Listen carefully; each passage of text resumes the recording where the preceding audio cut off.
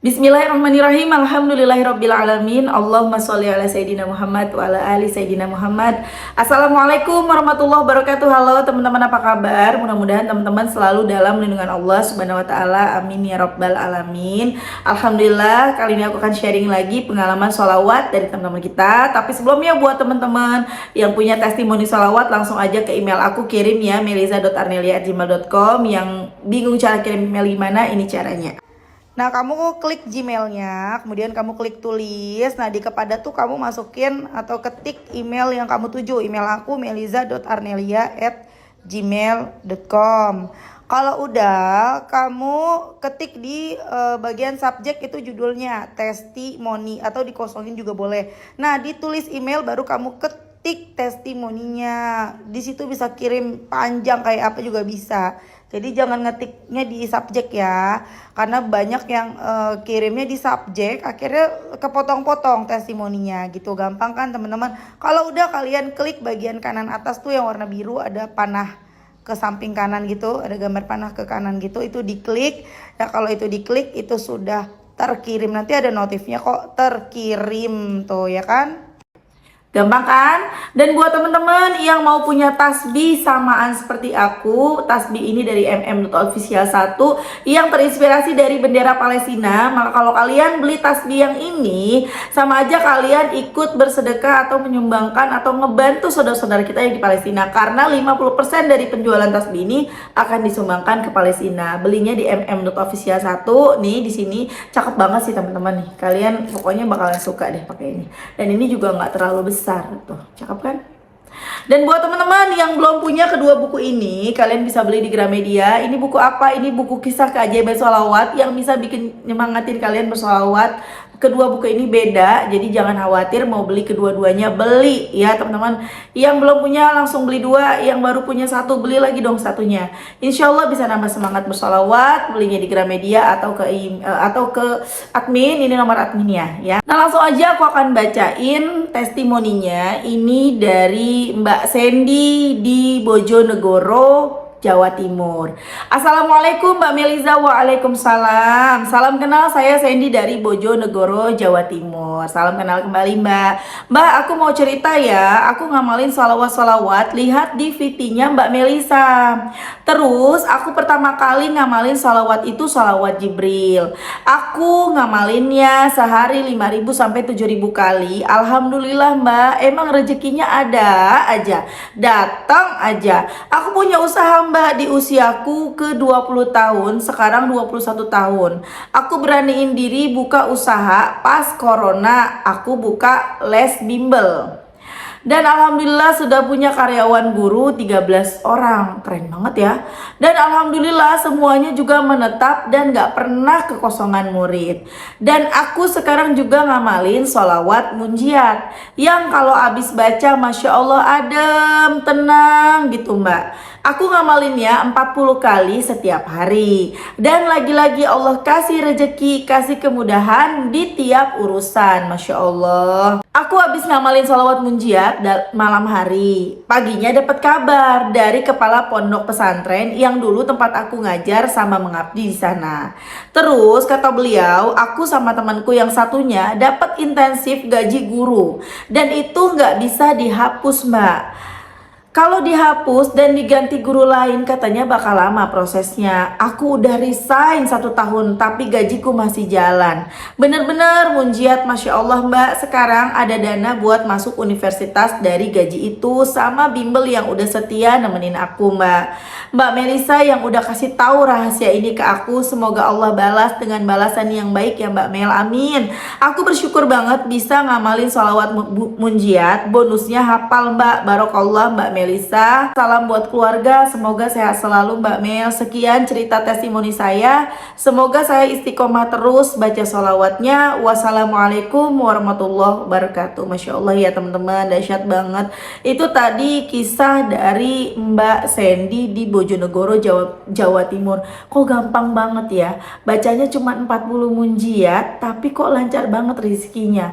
Baru umur 20 tahun bisa-bisanya bisa punya usaha yang punya 13 karyawan karyawannya guru lagi, punya 13 guru, dan semuanya tuh jalan. Rata-rata kan kita kalau usaha ujung-ujungnya hancur ya enggak. Selain aku lihat kan banyak tadi pernah ngajar di pondok pesantren, artinya dulunya juga santri di situ biasanya ya. Kalau santri kan kalau udah lulus biasanya ngabdi di situ ya, apalagi kalau yang pinter-pinter, bener nggak sih Mbak? Kalau misalnya ini komen ya, takutnya aku salah, biasanya gitu sih. Ya berarti kan namanya mbaknya juga anak pondok, amalannya banyak, ibadahnya banyak, udah pasti tahajud melulu. Mungkin kalau dibandingin sama kita, dosanya banyakan kita. Jadi kita agak lama dikabulin doanya. Sementara mbaknya, Mbak Sandy gampang banget ya. Dosanya dikit ya Mbak Sandy ya, Masya Allah. Tambah lagi rajin salawatan, the power of salawat, keren banget. Mudah-mudahan lancar kuliahnya, lancar terus usaha bimbelnya. Dan kita nggak tahu nih amalan apa lagi yang diamalin sama Mbak Sandy sehingga sehebat ini. Dan bisa juga ini berkat dari doa orang tuanya. Jangan salah teman-teman, kita juga jangan mengabaikan doa orang tua kita. Kita jangan merasa nih kita sukses nih, kita berhasil nih, utang kita lunas, usaha-usaha kita maju, kita merasa iyalah ini kan aku sholawat. Aku sholawatnya nggak main-main, aku bangun tahajud, aku baca Quran. Tapi jangan lupa, mereka orang tua juga mendoakan kita loh. Dan doa orang tua itu juga dahsyat banget, makbul banget, yang bikin kita selamat. Ya ibaratnya gini nih, dari amalan kita ibaratnya ya kalau hitungan persen 100%. Dari amalan kita misalnya dapat 70%, doa orang tua 30%, jadi kelop 100%, kabul doa gitu loh teman-teman. Jadi jangan lupakan juga doa orang tua kita yang udah pasti ngedoain anaknya ya. Jadi teman-teman semangat terus, benerin sholat, perbanyak baca sholawat, apalagi tuh masih ingat nggak? Ikhlas menerima keadaan kita, ikhlas menjalani takdir kita hari ini, kemudian introspeksi diri, ingat kita tuh dulu banyak salahnya, banyak dosanya, banyak khilafnya. Jadi jangan bangga dengan amalan yang kita amalkan sekarang ini, karena memang gak akan pernah sebanding dengan apa yang kita lakukan dengan kesalahan-kesalahan kita di waktu dulu teman-teman. Kemudian kita mesti berprasangka baik sama Allah, karena Allah mengikuti prasangka hambanya, terus aja berprasangka baik ya. Kemudian kita mesti bersyukur dengan apa yang kita punya saat ini, dengan hidup yang kita nikmati saat ini. Walaupun hidup kita penuh masalah, tapi kita masih hidup, syukurin. Kalau kita udah menjalani semuanya, insya Allah kita akan jadi pasrah. Dan kalau kita udah pasrah, wah pertolongan tuh datang teman-teman. Kita ngamalin sholawat sebanyak-banyaknya, kita sholatnya rajin, kita udah ngejalanin semuanya, tapi kita nggak pasrah. Susah, kita mesti pasrah dulu. Pasrah itu ibarat kuncinya. Kalau belum ada kuncinya, belum dibuka ya nggak kebuka. Pertolongannya udah di depan pintu, tapi kita kunci. Kayak ketika kita pasrah dengan hasil, terbukalah kunci itu, datanglah pertolongan Allah. Lalu gimana caranya pasrah? Ya jalani yang keenam tadi. Insya Allah pasrah itu akan hadir dengan sendirinya teman-teman. Kita rajin baca sholawat, itu lama-lama kita pasrah loh teman-teman. Yang mungkin awalnya kita sholawat karena pengen ini, karena pengen itu, tapi insya Allah kita jadi pasrah.